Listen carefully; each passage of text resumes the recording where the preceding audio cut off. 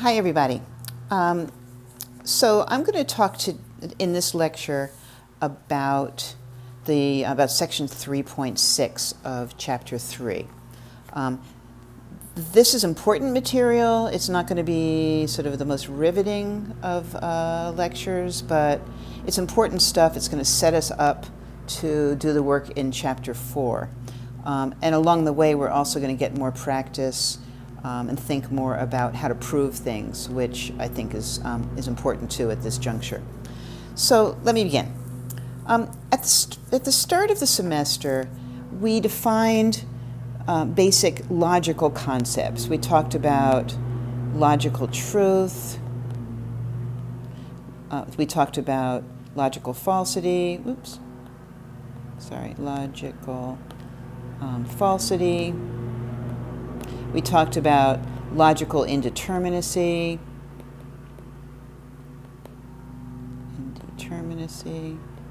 I hope my handwriting is not too bad. We talked about logical consistency.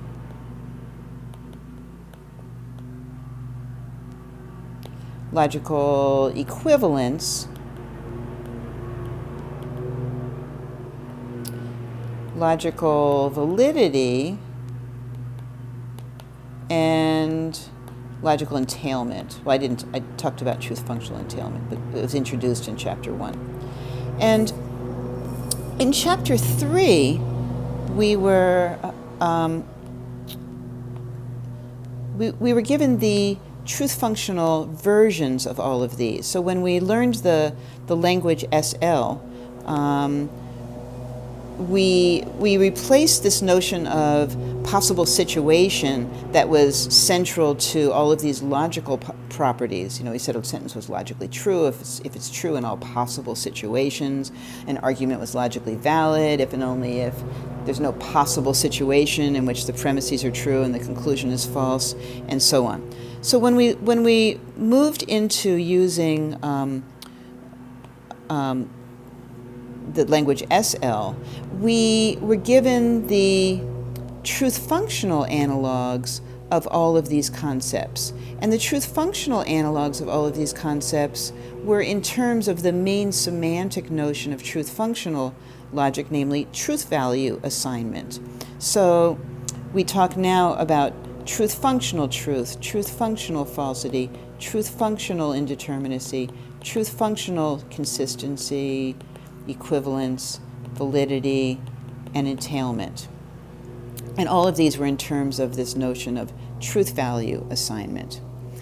Okay, so what we're going to see now is that the truth functional versions of all of these concepts can be defined in terms of the notion of truth functional consistency. And that's what I'm going to do in this lecture. The tree method, the truth tree method, which is what we're going to learn, it's going to be introduced in chapter 4, is a test for consistency. It's a test for truth functional consistency.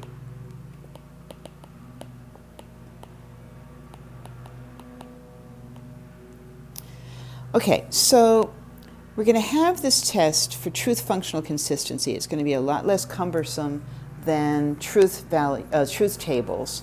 I think you're really going to like the truth tree method, but it is indeed a test just for truth functional consistency. So given any set of sentences, the tree method is going to tell us whether that set of sentences is truth functionally consistent or not. So if we can express all of these other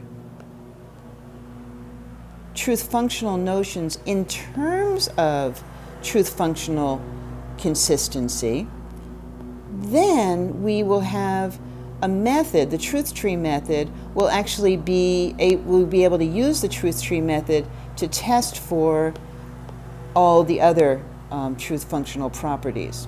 But in order to do that, what we're going to do now is see how to define each of these truth functional properties in terms of truth functional consistency. Okay, so if we do that, we're poised now to learn the truth tree method. And so that's what I'm going to do. Okay, so along the way, as I said, we're also going to get a better idea of how to prove things. So keep in mind that consistency, truth functional consistency, is a property of sets.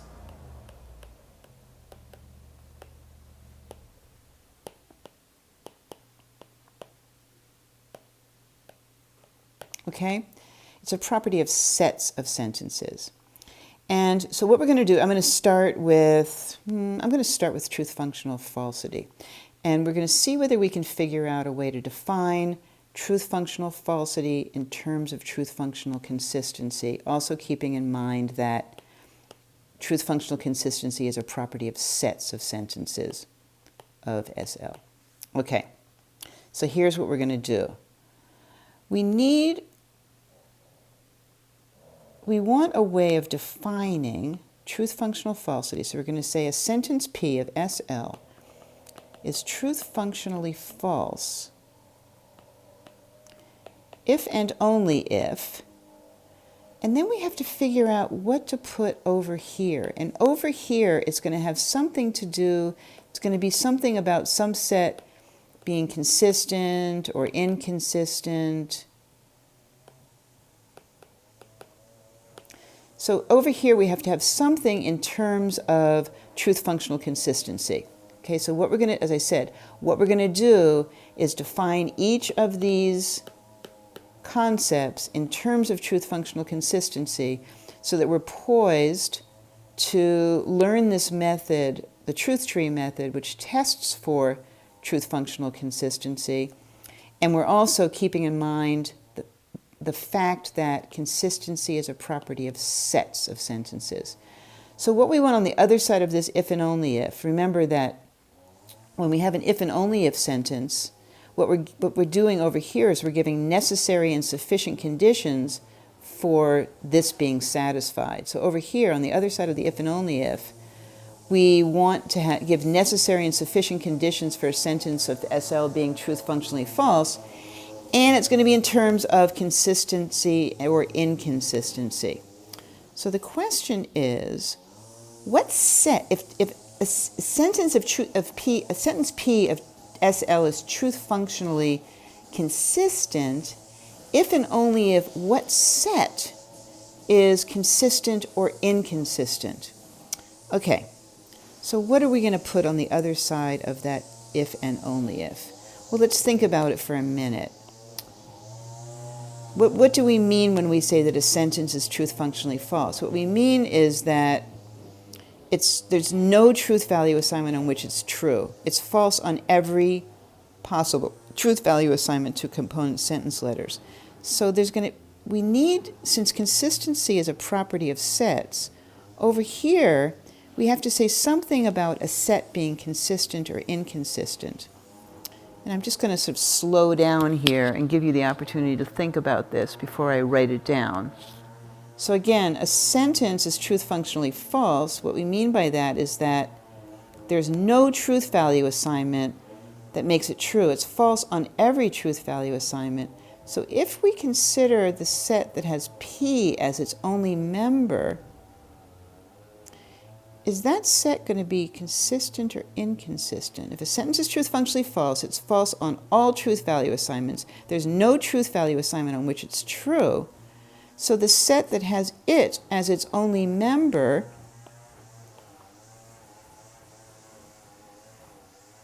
is going to be truth functionally inconsistent.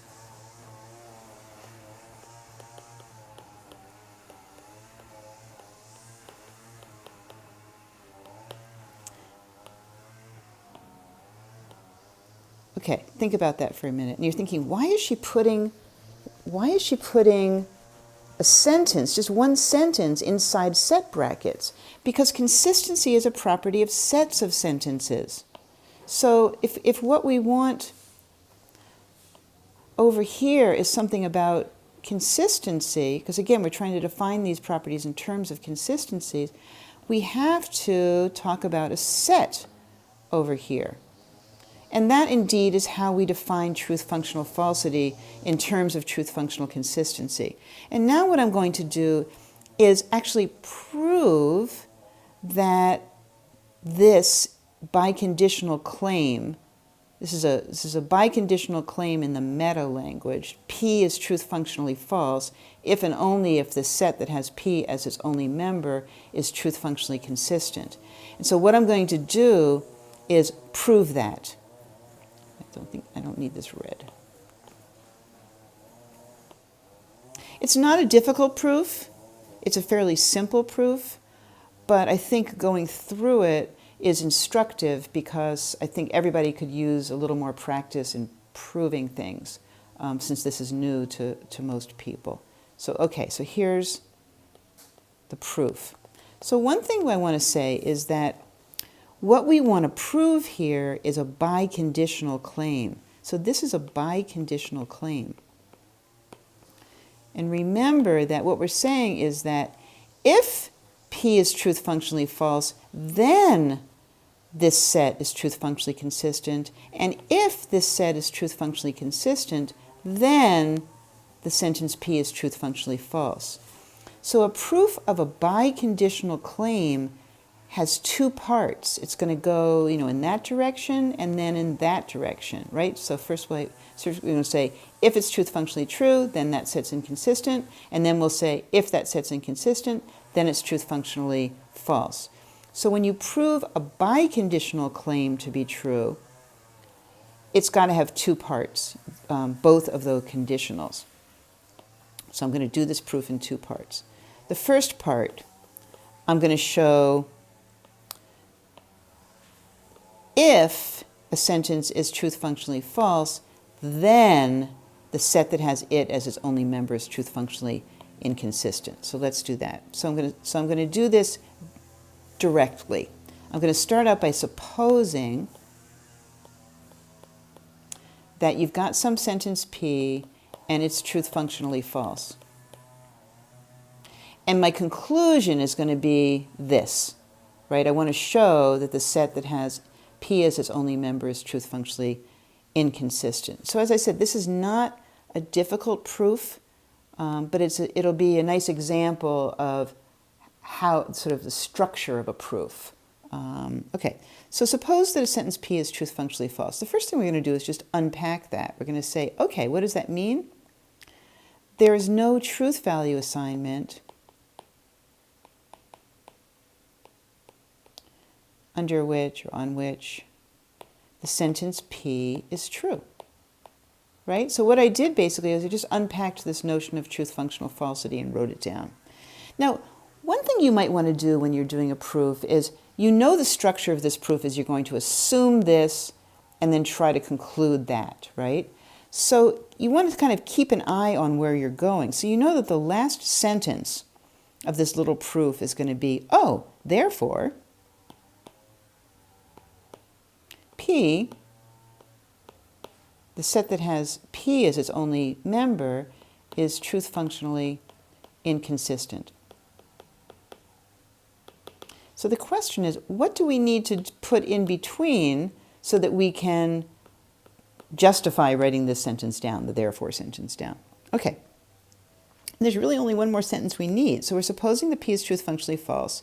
And what that means is there's no truth value assignment under which or on which P is true. Therefore, we're just going to restate this in a way. There's no truth value assignment on which all members of, well, the sole member of that set are true, right? So if there's no truth value assignment on which the sentence is true, then there's no truth value assignment that makes the set that has that sentence as its only member true. And that's just another way of saying that the set that has P as its only member is truth functionally inconsistent. So that is the proof where we're going kind of in this direction. We're assuming the thing on the left, and we're concluding that the thing on the right follows from it. Okay, so there's a second part of the proof.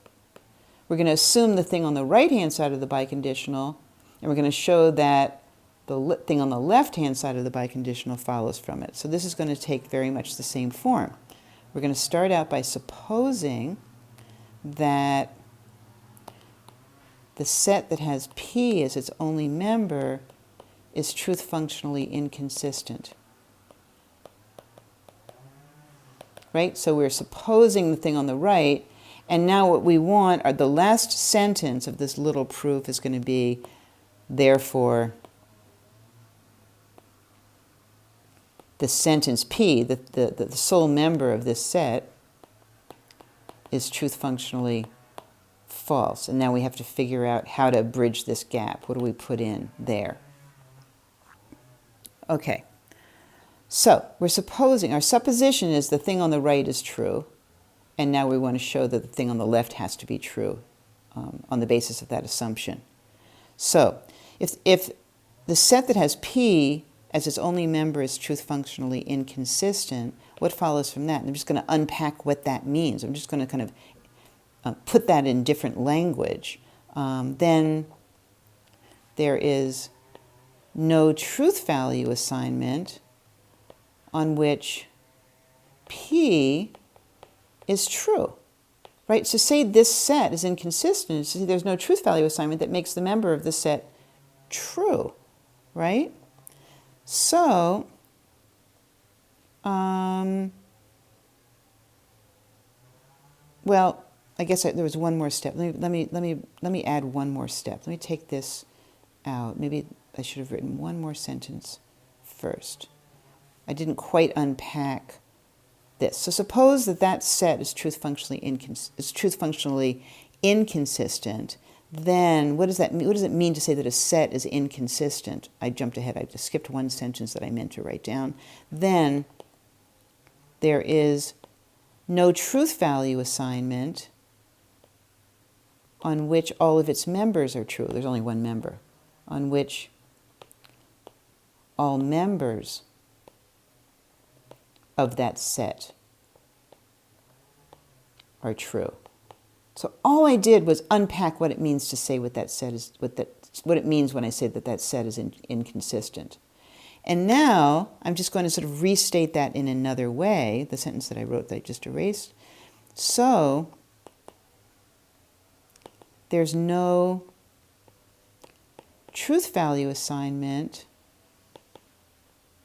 that makes P true, since P is the only member of that set. And then immediately, just sort of, that's another way of saying that P is truth functionally inconsistent.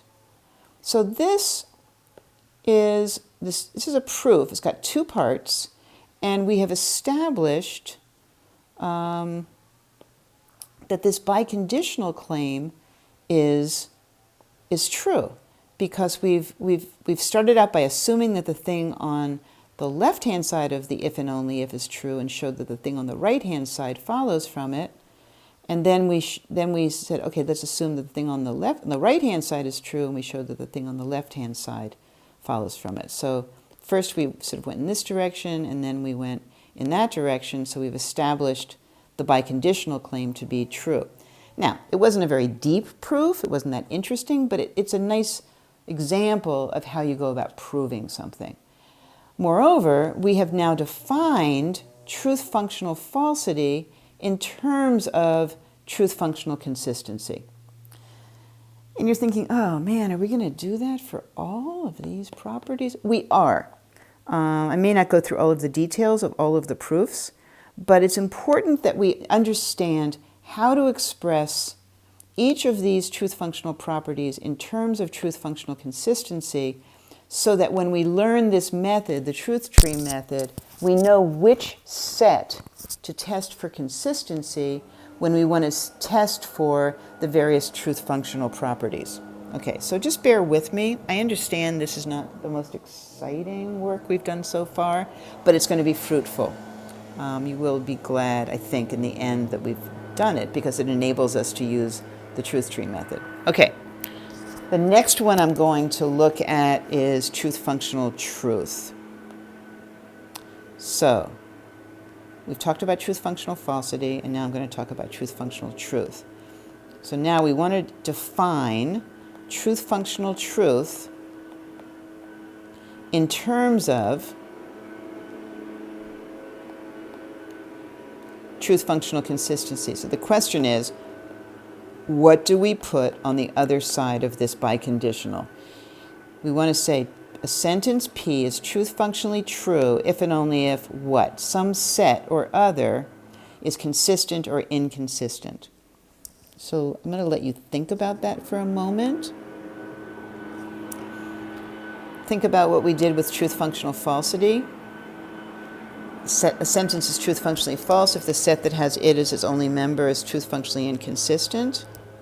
Okay, what does it mean to say that a sentence is truth functionally true?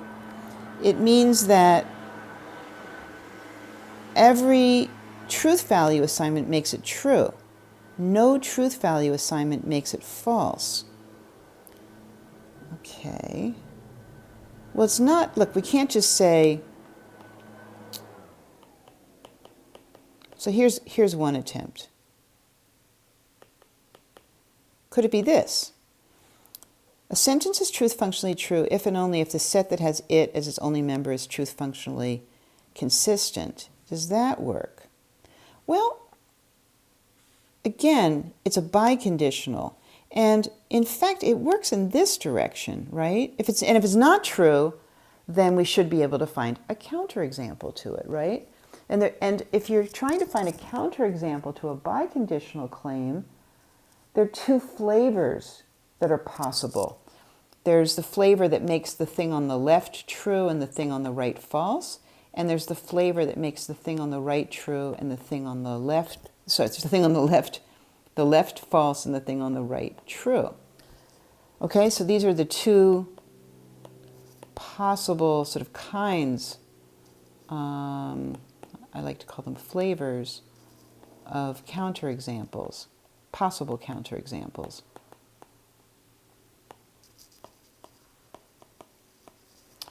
So what I'm saying is you're not going to be able to find this kind of counterexample because, in fact, think about it. If a sentence is truth functionally true, well, certainly the set that has it as its only member is going to be truth functionally consistent. What does this mean? There's at least one truth value assignment that makes P true.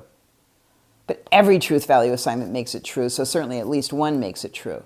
So you're never going to find a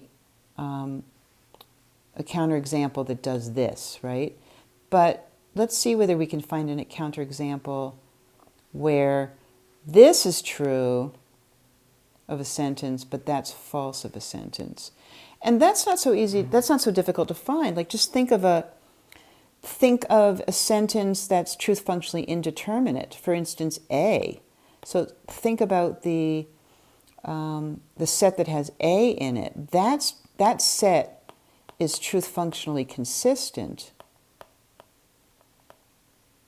But A, that's not truth functionally true, it's truth functionally indeterminate. Okay, so we did find a counterexample of this flavor, so to speak, where this is true of a sentence, but this is false of a sentence. Okay, so that's not an adequate, that's not the right thing to put on the right-hand side of the biconditional. So let's go back to the drawing board. Again, we need to think about this if we're going to have this handy-dandy, and I think you're really going to like it, test for truth functional consistency. We've got to be able to define the terms, the various truth functional semantic terms in terms of consistency. Okay, so what are we going to put over there? The original suggestion didn't work. How about we think about the set that has the negation of P in it. Let's think about that set. P is truth functionally true if and only if what's true about the set that has the negation of P in it? Well, we know that a sentence is truth functionally true if and only its negation is truth functionally false, right? So P is truth functionally true if and only if its negation is truth functionally false. And we know how to define truth functional falsity. The set that has it as its only member is truth functionally inconsistent. So it looks like what we should put over here is, let me make this a little bit neater. What we should put over here is that set, the set that has the negation of the sentence, is truth functionally inconsistent.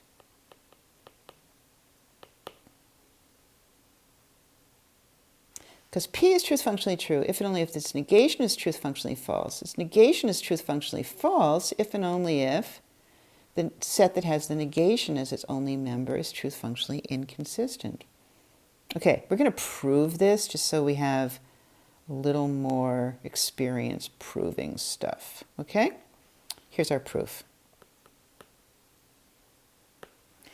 Again, we're proving a biconditional to be true, so that proof's going to have two parts. It's going to have going from left to right and from right to left.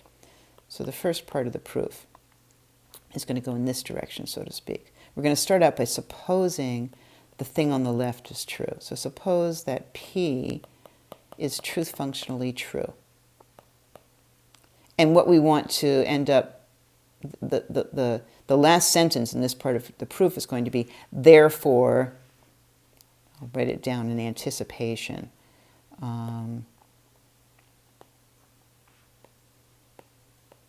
set that has the negation of P as its only member is truth functionally inconsistent. And again, why are we putting single sentences inside set brackets? Because consistency is a property of sets, and the truth tree method tests for consistency. And if we can define all of the truth functional properties in terms of consistency, then we can use our cool new truth tree method to test for all the different semantic, truth functionally semantic properties. Okay, so how are we going to bridge this? How are we going to go from the assumption that a sentence is truth functionally true to the conclusion that the set that has its negation as its only member is truth functionally inconsistent? We're going to do the same thing. We're just going to unpack what this means, and we're going to unpack what this means, and we're going to meet in the middle. So if a sentence P is truth functionally true, then P is true on all truth value assignments, right? That's just what it means. Okay, so its negation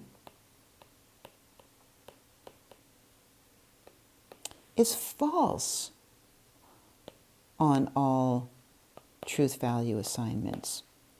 In other words, another way to put that is there's no truth value assignment on which every member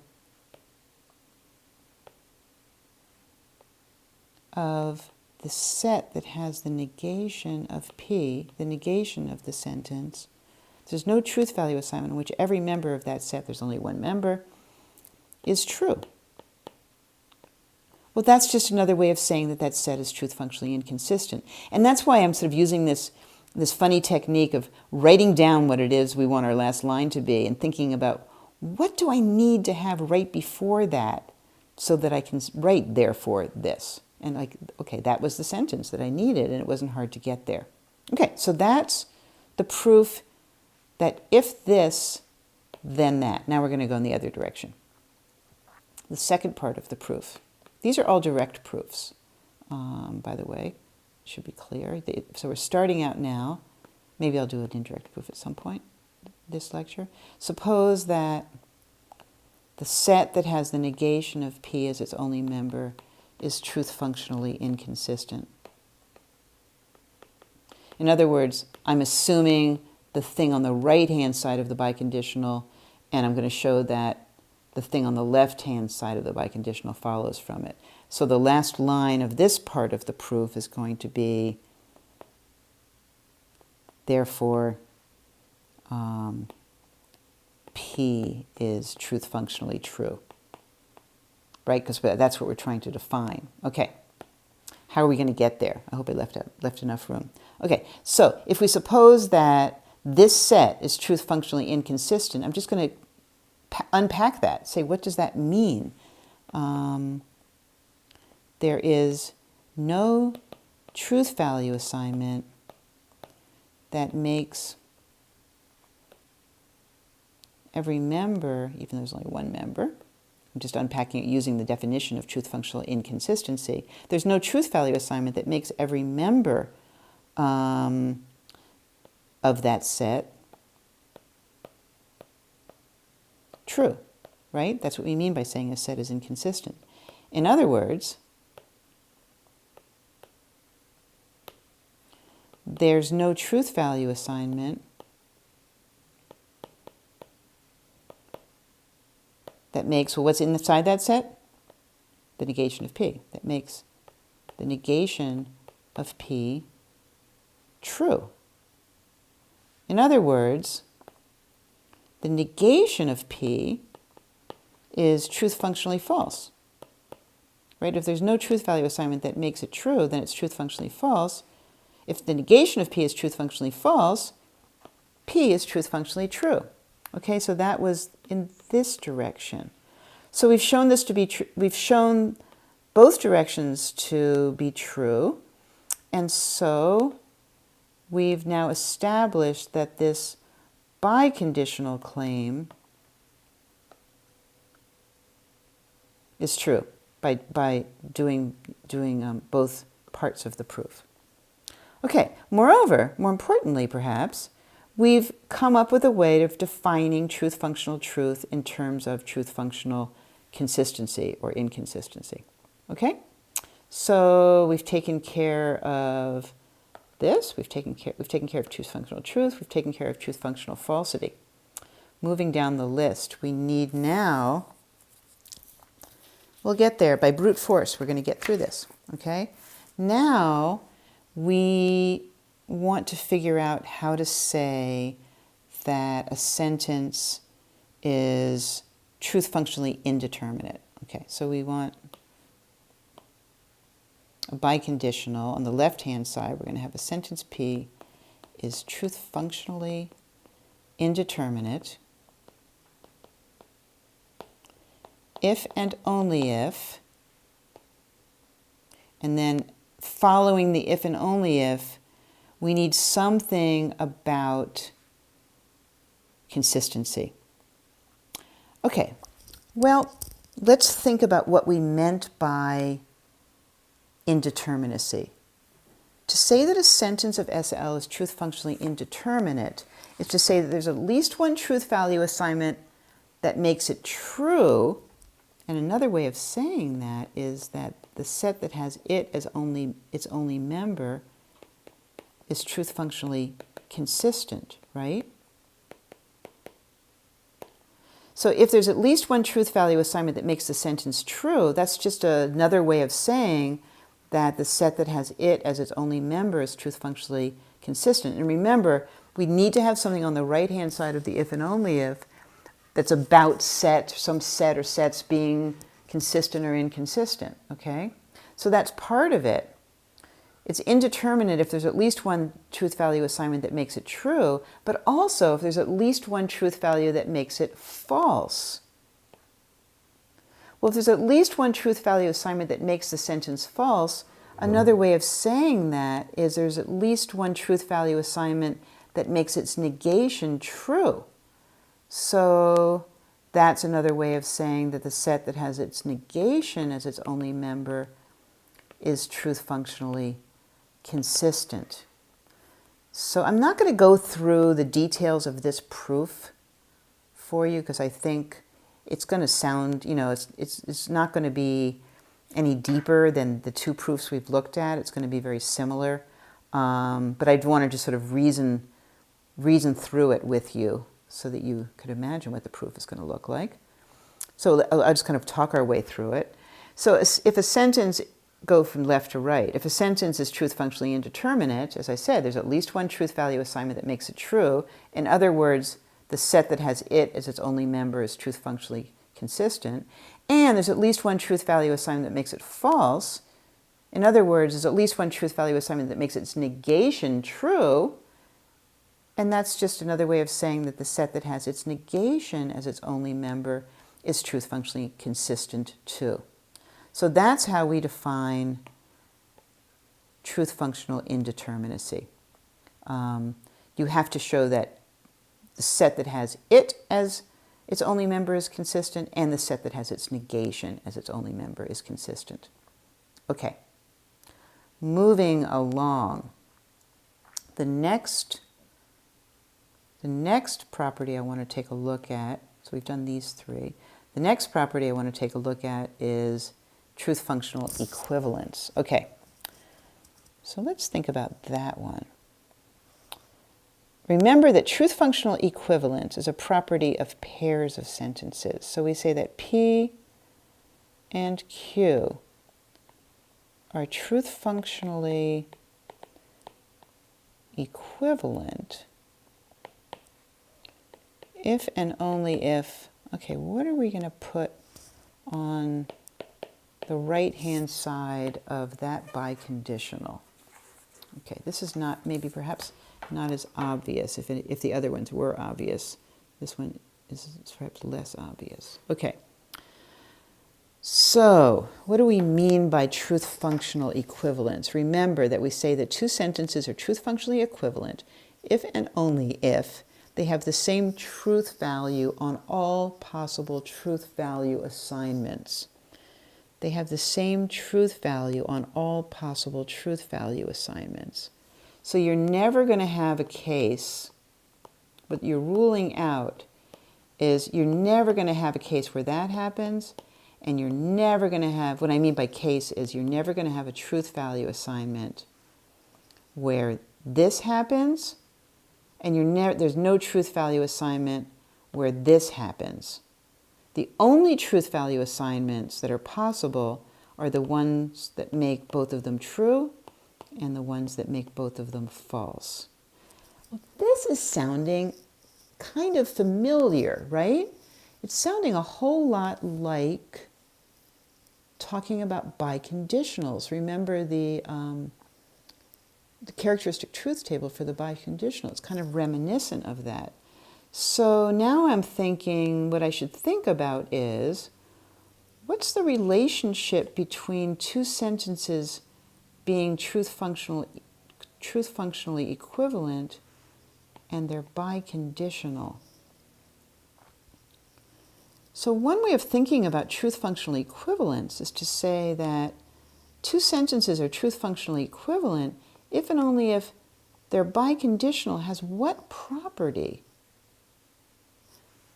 The biconditional is truth functionally true, right? There's no truth value assignment that's ever going to make this biconditional false, right? Because the only way that's going to happen is if something like that were to happen, but that's ruled out by their being equivalent.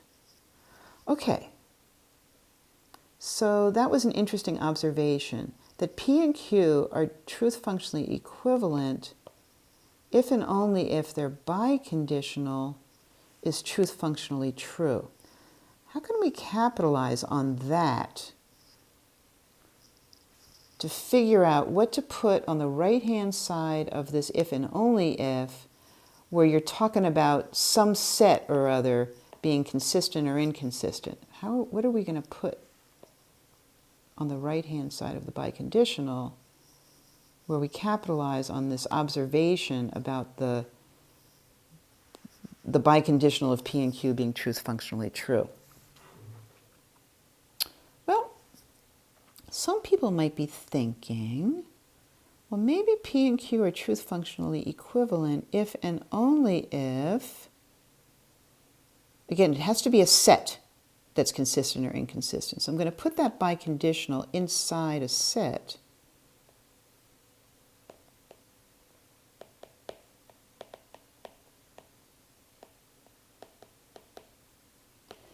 Maybe that's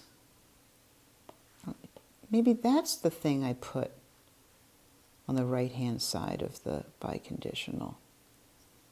Again, what I just erased because I wanted room was our observation that P and Q are truth functionally equivalent if and only if the biconditional of P if and only if Q is truth functionally true. So now I'm wondering whether perhaps this biconditional is true. And what do we do when we're wondering about whether a claim is true? And this is going to sound, like a little bit repetitive. It's kind of the refrain, right? We see whether we can find a counterexample. We wonder, is it true? Let me see whether I can find a counterexample. And again, because it's a biconditional, there are two flavors of counterexamples. There's the one that makes the thing on the left-hand side of the biconditional true and the thing on the right false. That is, one attempt to find a counterexample would be to find two sentences that are equivalent, but they're biconditional. Somehow the set that has their biconditional as its only member is not consistent. And the other would be the other way around, where this thing is false and this thing is true. So let's first think about this. Can we find two sentences? Again, we're looking for a counterexample, and we're wondering, can we find two sentences, P and Q, particular sentences of SL that happen to be equivalent, but the set that has their biconditional as its only member is not truth functionally consistent? Well, how could that possibly be? Because if P and Q are truth functionally equivalent, then clearly there's going to be at least one truth value assignment that makes the biconditional true. In fact, every truth value assignment makes the biconditional true because the biconditional is truth functionally true. So, yeah, we're never going to find a truth value assignment that does this because, this follows. Like, if they are equivalent, then, this set is going to be truth functionally consistent. So that's not a possibility. So the next question is, can we find a counterexample of the other flavor, so to speak? That is, can we find a counterexample where we have two sentences, P and Q, where this set is truth functionally consistent, that is, there's at least one truth value assignment that makes the biconditional true, but P and Q are not truth functionally equivalent?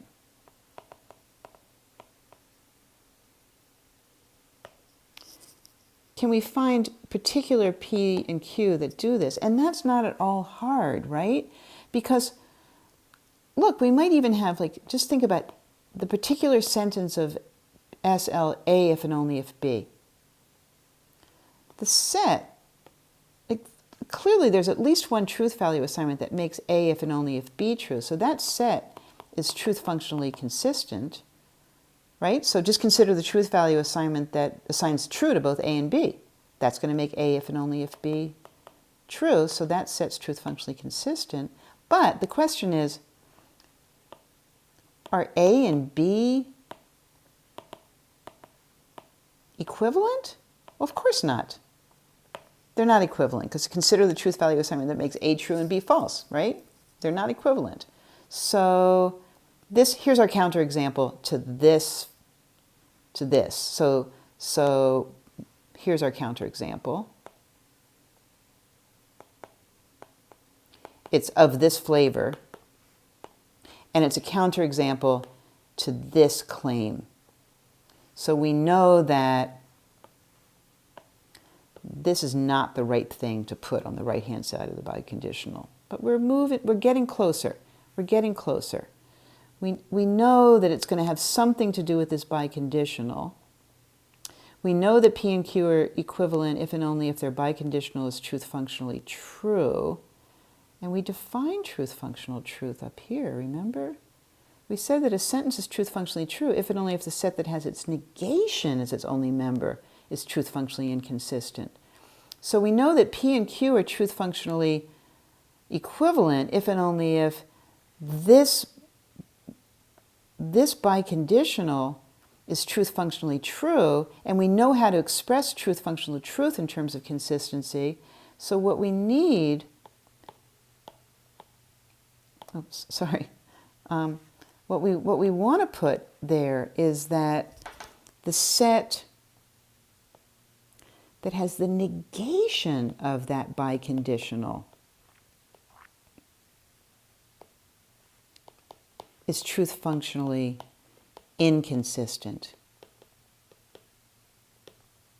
Because we know that P and Q are equivalent if and only if their biconditional is truth functionally true.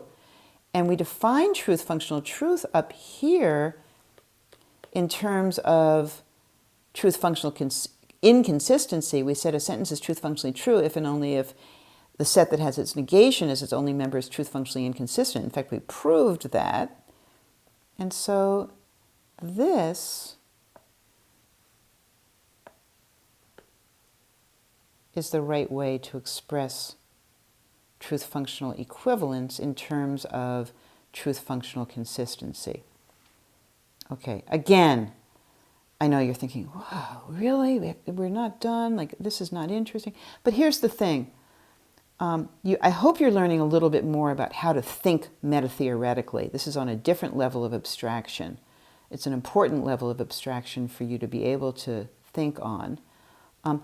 And more important, well, as importantly, when we get to the truth tree method, it's a method for testing for consistency of sets, for truth functional consistency of sets. So we need to know what set to test for consistency in order to test for equivalence, truth functional equivalence, truth functional falsity, truth functional truth, and so on. So we're moving in on it. The next, so where are we? We've done truth functional truth. We're going to erase this one.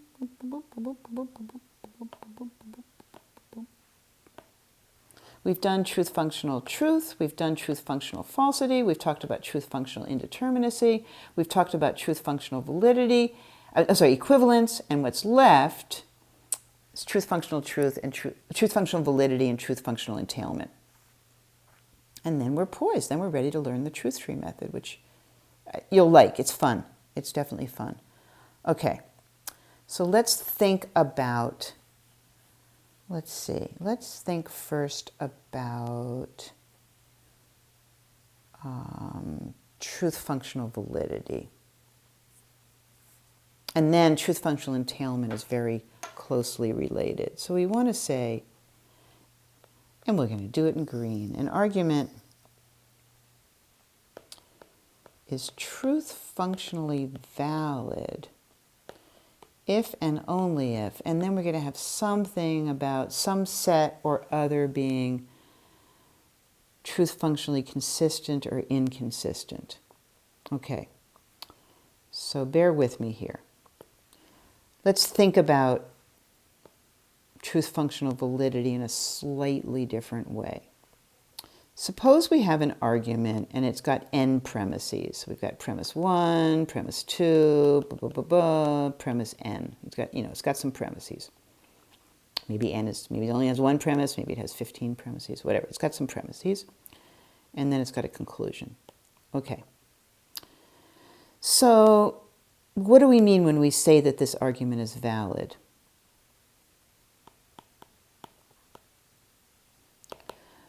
What we're ruling out is this possibility, that a truth value assignment could do that.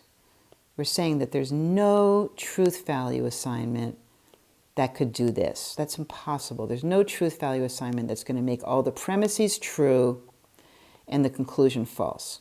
That's what we mean by truth functional validity. Okay. Another way of thinking about that is that, so there's no truth value assignment that makes the premises all true and the conclusion false. Okay? Another way of putting that is there is no truth value assignment that makes all the premises true, that makes P1, P2, all the premises true, and the negation of the conclusion, let me just call it C here. and the negation of the conclusion true, right? So if there's no truth value assignment that makes the conclusion false, then there's no truth value assignment that's going to make the negation of the conclusion true, right? So another way of putting that is, if you think about the set that has the premises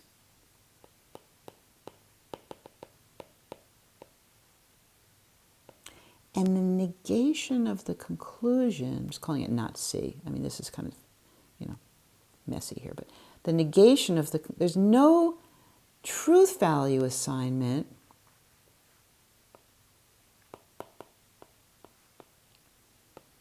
makes each member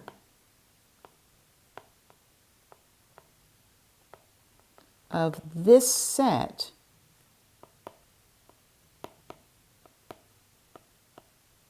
true, right? We're ruling out a truth value assignment, making the premises all true and the conclusion false. In other words, making the premises all true and the negation of the conclusion true.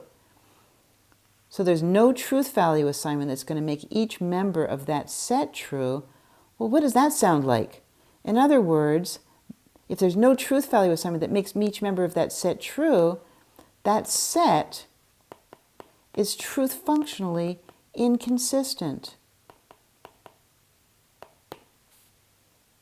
The set that has as members the premises and the negation of the conclusion is going to be a truth functionally inconsistent set. That's just kind of a more complicated way, perhaps, of saying just this, that there's no truth value assignment that makes the premises true and the conclusion false. In other words, there's no truth value assignment that makes the premises all true and the conclusion false, i.e., the negation of the conclusion true.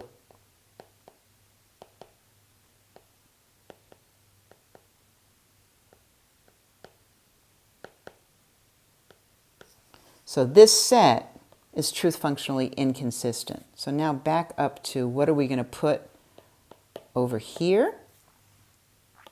What we're going to put is an argument is truth functionally valid if and only if, I'm just going to write it out, the set that has as members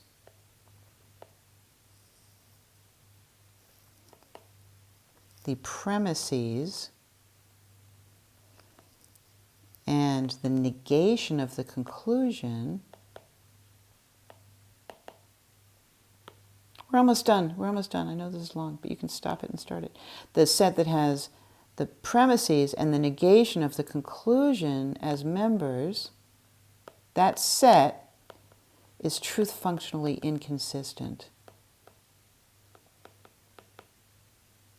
So if we're interested, if we have a method for testing consistency, and we're wondering whether an argument is valid, we would test the set that has the premises and the negation of the conclusion.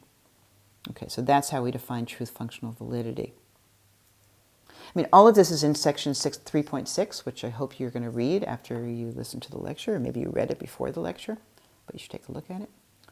Okay, there's one final concept. I'm going to pick this color. How's that?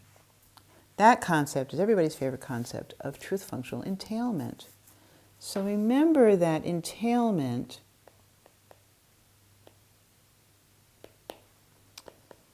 is a relationship between a set of sentences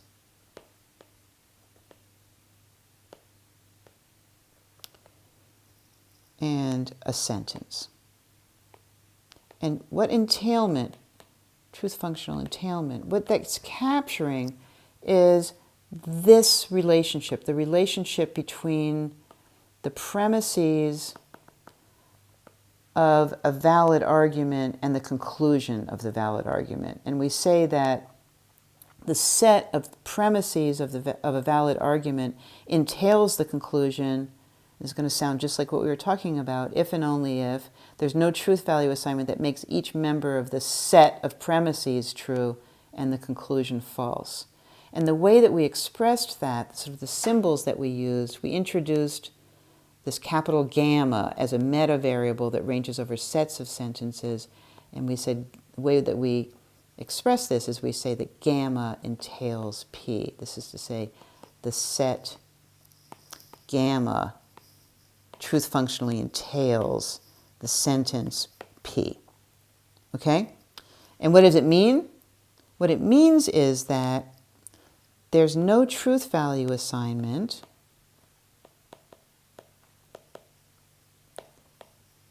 that makes, I did talk about it. It makes each member of gamma true and P false. And that must be sounding quite familiar because it's a whole lot like how we defined truth functional validity in terms of truth functional consistency.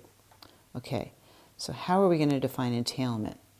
What I'm going to have to introduce just a little bit more another symbol, which I imagine you've seen somewhere along the line. So let's think about it. So what we want to have is that gamma, some set gamma, remember it's a meta variable that ranges over sets of sentences, entails a sentence P if and only if. And then on the other side of the if and only if, we have to have something about some set or other, and it's consistent or inconsistent. So over here, it's got to be something about a set being consistent or inconsistent. Okay, so if you think about what we just talked about with validity, the set of premises entails the conclusion.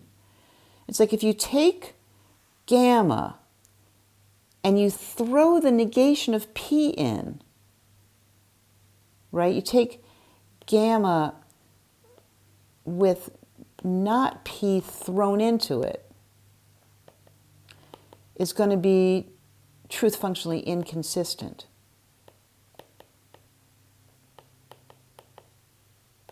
Because that's what we did here. We considered the set that had the premises.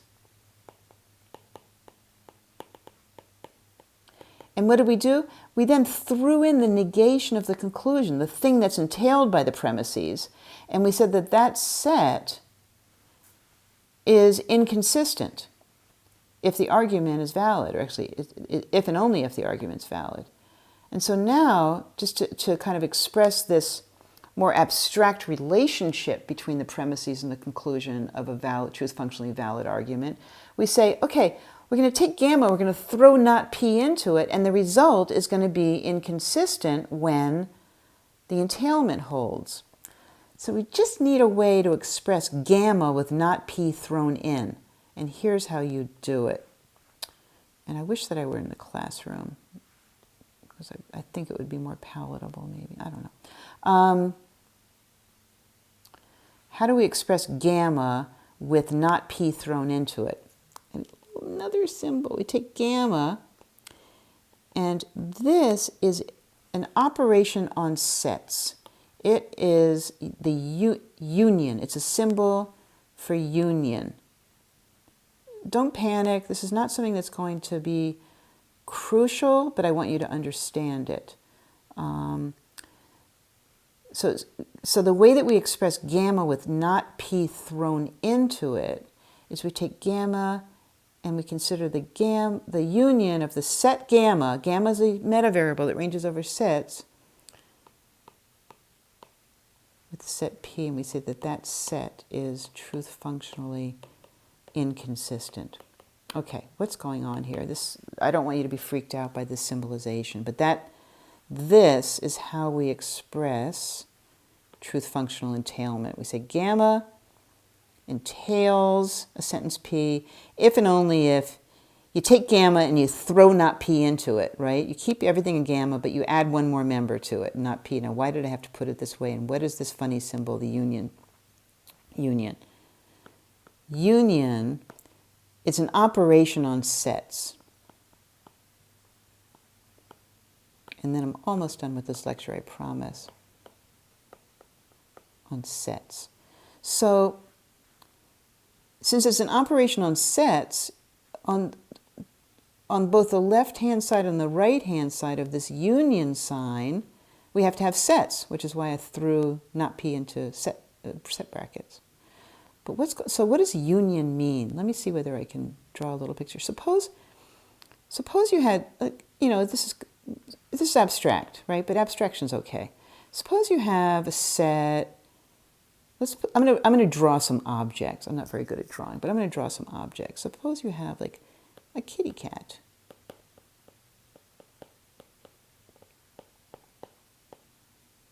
Here's a kitty cat.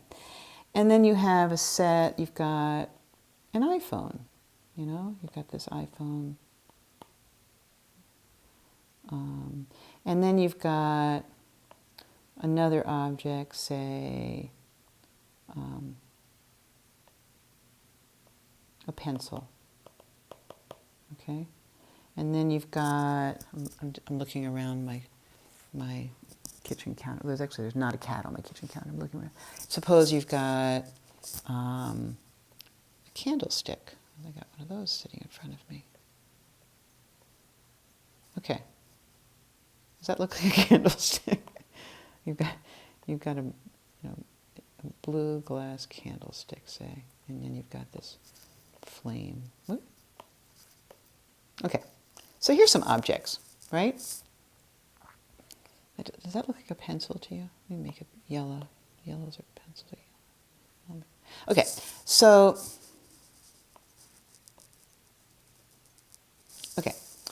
so why did I draw these things? Okay, so let's consider, this might be a weird thing to do. Let's consider the set that has these things to it. So there's this, it's abstract, right? The set has these things as members.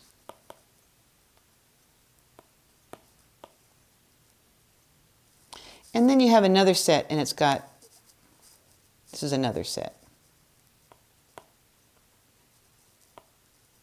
Okay? So this set's got the cat and the iPhone, and this set's got a pencil and a candlestick. And suppose we consider their union for some weird reason, okay, but because I'm illustrating this. The union of these two sets is going to be the set that has all of these things in it. It's a union. You're uniting these two sets. So we had two original sets that had two things in each, and now the union of them has four things in it, okay? So that's all we're doing up here. We're saying, take gamma, whatever set that might be, and throw into it this thing. And that's exactly what we want to do when we say the result is truth functionally inconsistent in the same way that an argument was truth functionally valid if and only if the set that has as members the premises and the negation of the conclusion thrown into it is truth functionally inconsistent. Okay, so that's this has got, obviously this has some symbols that you've never seen before, and it's, but don't get nervous, they're just symbols.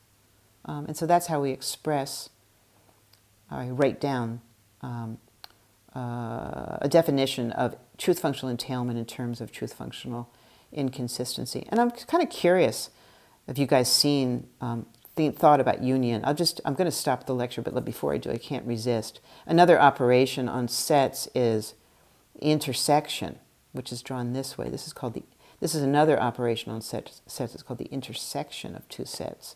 So if you had a set that had a kitty cat,